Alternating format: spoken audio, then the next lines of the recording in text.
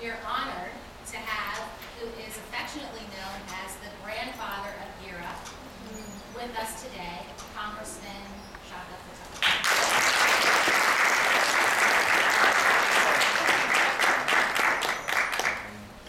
Well, good morning. Good morning. And now, how early this morning did you have to get up in order to be here? Now, who got up the early? 5 in the morning. What time did you get up? What time? Oh, I got somebody who at 5. What time did you get up? 5:30. 5:30? Who got up at 5? 5? A late rise. All right, so let me say good morning now. I know we have students here from the Frederick Douglass Academy 1.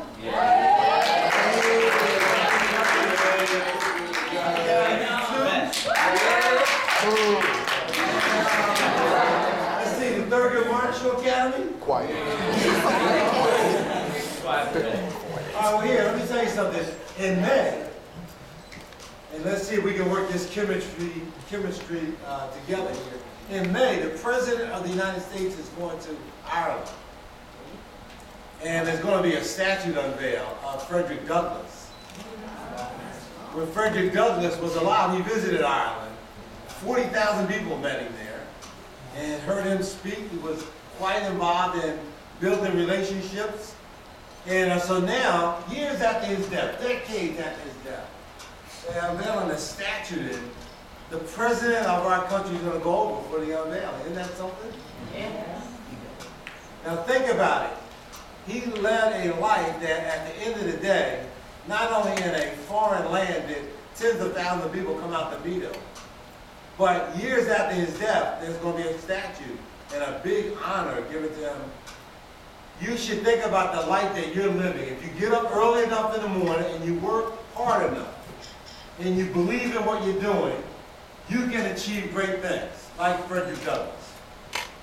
And one day, long after you're gone, there'll be a statue made of you in a far-off place, and there'll be the President of our country will travel there. Is that possible? Yes. All right, see, all things are possible if you get up early enough and you work hard enough and you believe in yourself. Now, I have never seen a more energetic chemistry teacher in all of my years.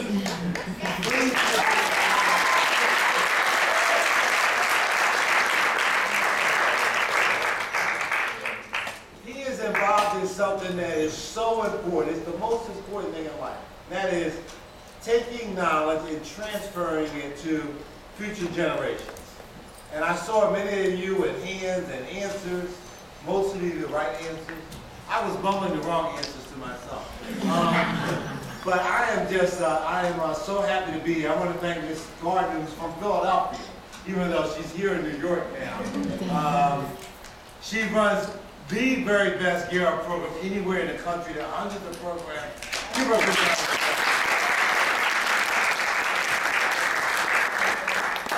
I have visited with GEAR Up students all over the country. Anytime I have to travel for business, I make it my business to stop in and see one of the GEAR Up programs. So I've been to Wichita, Kansas, and I've been to, I was out to Oklahoma City, and I've been I was over here at Kane University in New Jersey early on a Saturday morning. I've been all over the place. Me and my wife is here with me. So welcome, Renee. And my 2 daughters are here.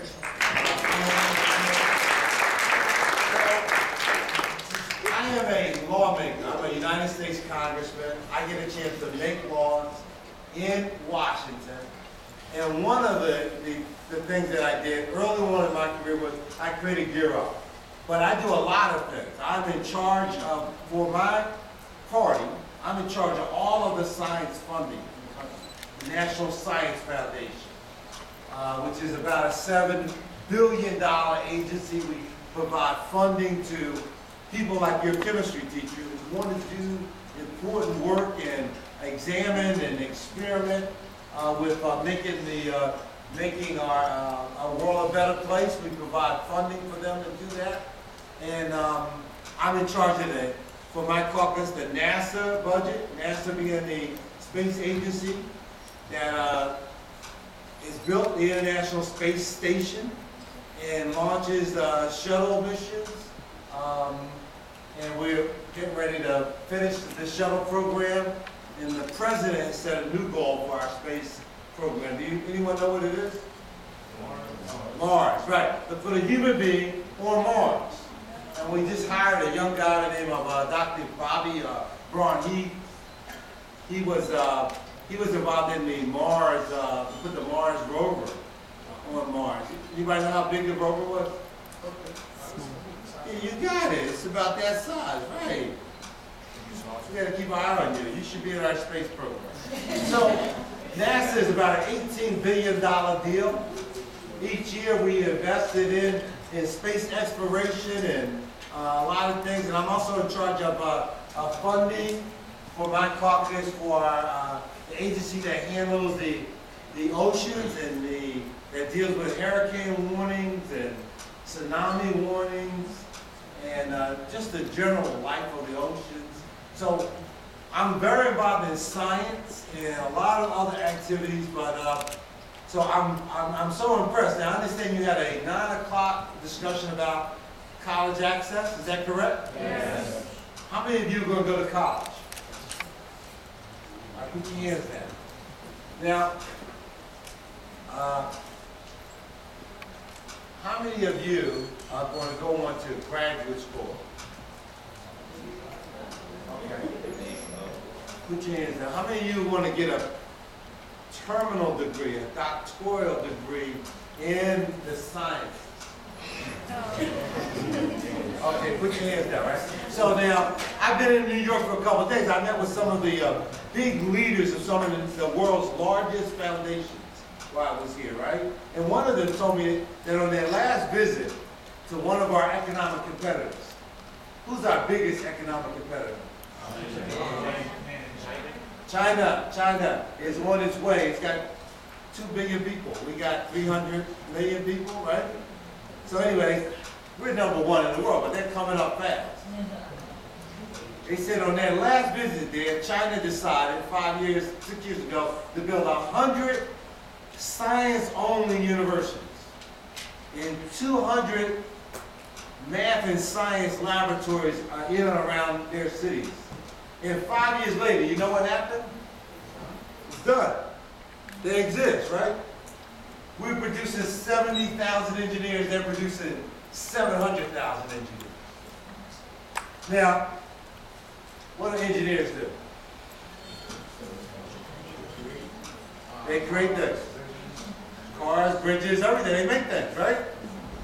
So, we need young people like you. The president says he wants by 2020 for America to be returned to being #1 in the world, the number of our young people going on to college.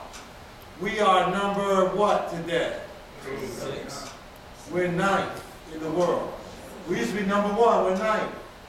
So the only way that's going to happen is young people have to get up early on a Saturday morning. Now what else can you do on a Saturday morning? Sleep. You can sleep, right? You can watch cartoons. You can play video games. Right? Or you can come here and study chemistry and algebra, right? Yeah. Now, what do you think is going to put you in a better position 10 years from now? Right. I guarantee you it's going to put you in a better position. So I'm a lawmaker. I created this program. Europe is great. We put a lot of money, taxpayers' money, invested in this effort. Because the only way we're going to be #1 is we got to get more people who are sitting on the side now and get them in the game, right? So that's why I'm happy to be here. The Harlem Scholar Program and Gear Up and Mrs. Gardner, y'all all doing a great job. I'm not here to give a big speech. I'd love to answer some questions. You can ask questions about anything you like. And then at some point I'm going to disappear, okay? And Ms. Gardner will tell me how long we can go. How long can we go? As long as you all have questions. Okay, let's go. Question. We're going to go by row. All right, we're gonna start on the first row. Once I'm done with that row, I'm not gonna take any more questions from that row. Is that clear? All right, yes. Did I want to be anything before yeah, when I was in middle school, I wanted to be a race car driver. Yes.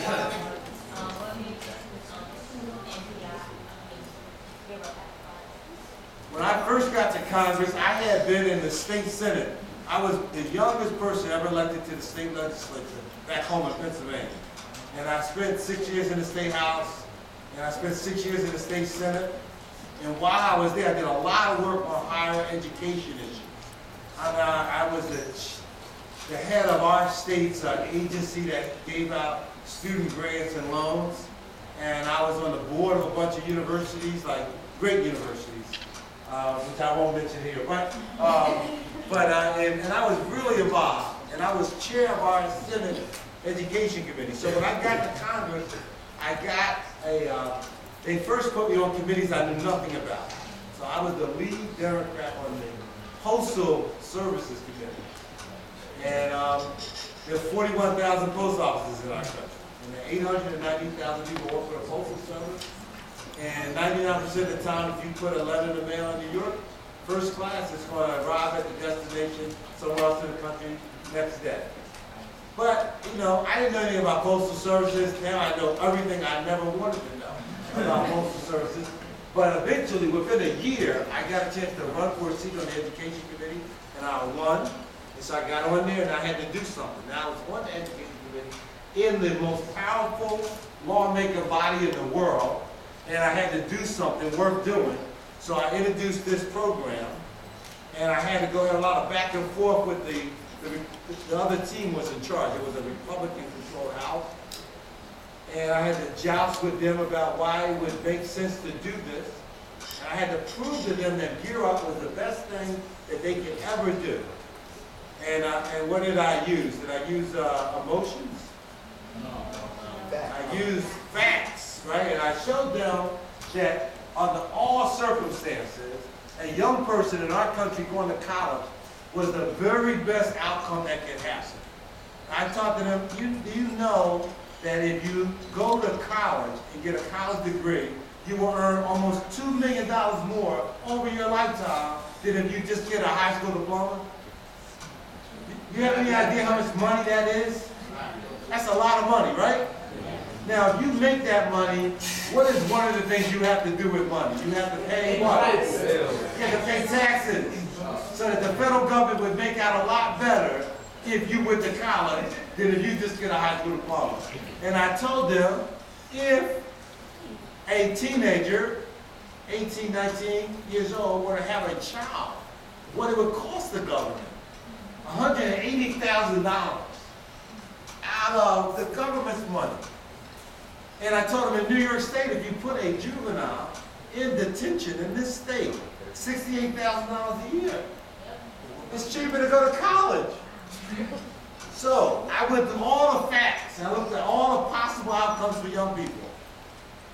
Every single possible outcome, going to college was the best deal going. So that's why I got them to go along with my idea. Yes? What made me become a congressman? I was in the state senate, and I was in the minority. I'm a Democrat. Republicans were in charge. And I really didn't like them being in charge. I wanted to get to some place where my team would be in charge. And I looked to Washington. And for 40 years, Democrats have been in the majority. So I ran for Congress. Because I knew one thing was certain. I would be in the majority. Except when I got elected in 1994, 89 Republicans also got elected. And I ended up in the minority. So, you can't control everything in life. So I just had to make do, work hard, and I still got a lot done while they were in charge. Then my team got in charge. I got a lot more done. Now they're in charge again, and I'm still determined I can get a few more things done. Then I'm done with this row.